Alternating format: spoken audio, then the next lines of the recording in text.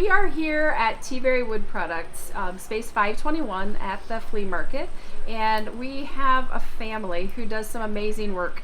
Again, I say this every time, but I love this booth. There is so much in here, and I think I've gotten some Christmas ideas already for our family. So why don't you introduce yourselves and also tell us what you sell, just kind of at a high level. We'll go into some more detail, and then where the name Teaberry came from. Okay, I am Laverne. I'm Rachel. Isaiah. So there's actually two more sons and a daughter-in-law, so this is the only part of the family that's here today.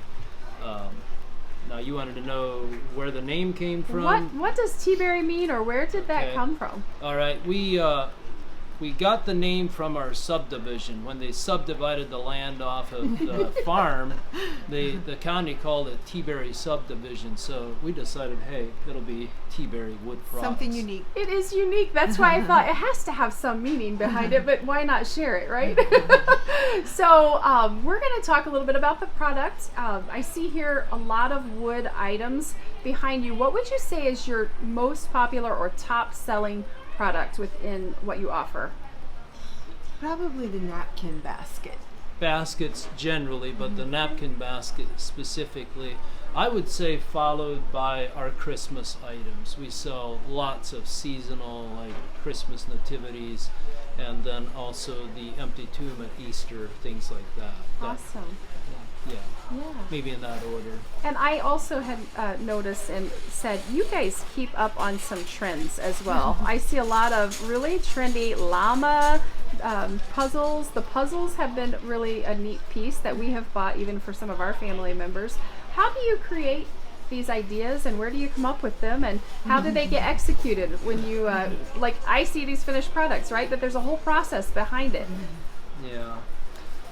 I'd say most of our inspiration comes from God, and customers ask for items, and it's a lot of fun coming up with new ideas, and Laverne makes it work. Well, as far as the process, she usually has an idea, she pitches it to me, and then she draws something, and then I will tell her if it actually works or not, and then that's how it ends up on the shelf. He usually makes it work. Can it work? A couple of things, and again, didn't cover these yet, but longboards. I'd love for Isaiah to give us a little idea of this longboard, and where did that idea come from, and show us your product. He really likes anything with wheels. I don't know, did it come from Joshua?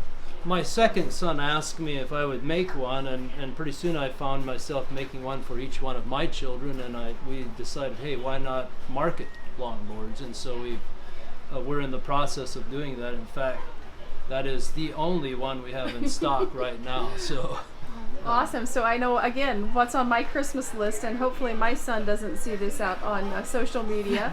But we also have here, and I'll just talk a little bit about groups with you, Laverne.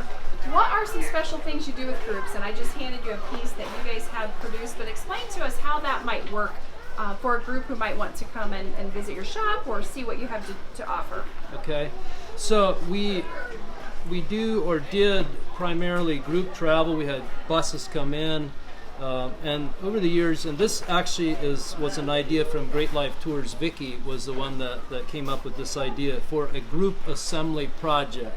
So what this is, we do sell quilts that are glued in, but what this is then is people will come in and they'll get this kit, and we give them Velcro, we give them the parts, and they'll assemble it. And so this is actually a new one for this year. It's a block in a block, quilt block, and so you can get different engravings, you can switch that out for seasons, but all of these pieces you can pull out and put in randomly. So groups that will come to the shop for this project will get the frame, the parts, and they can choose the color of wood that they want. So I don't know if that explains, but that's what we're doing. And then I also noticed your baskets. Explain to me that process as well, because it's not like a woven wicker basket. Explain how Teaberry Wood Products baskets are made and just a little of an idea of how that comes together. Well, I don't know if I should explain or if Rachel should, but this was actually a piece that, so it's kind of an odd looking one, but sometimes when I have some that kind of fail, I make a smaller one, and so that's what happened here.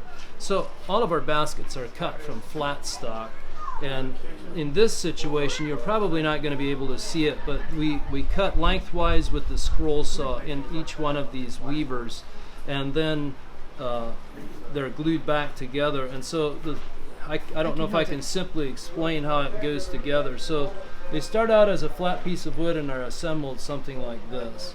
So as I stack that, I'm turning every other one end for end, and that then creates those pockets where we can put our stakes in and glue it together. And then the last step is to put the rim on, so you have a basket. It's so beautiful. And then we sign them and date them and number each basket. And you have a special, every 1,000th basket, you have a special design that you come up with. That's what right. What was your most recent one that is able to be shared? Number 7,000. This one right It's my personal favorite. Yes. So it was the blanket basket, and with that, the 7,000 series, we did the engraving in the bottom, and people could choose their engraving. I love the cuddle weather.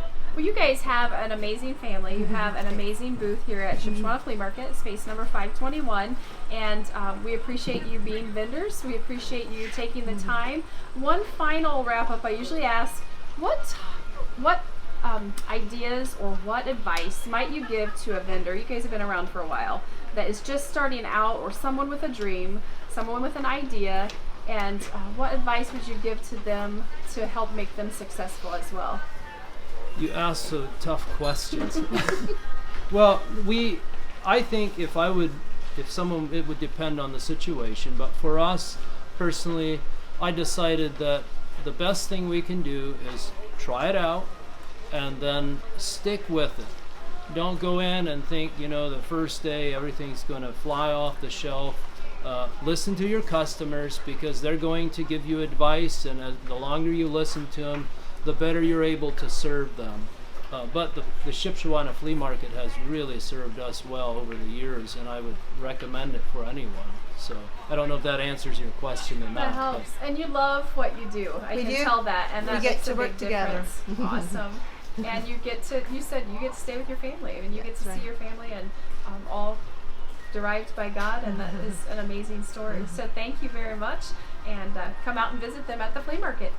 521.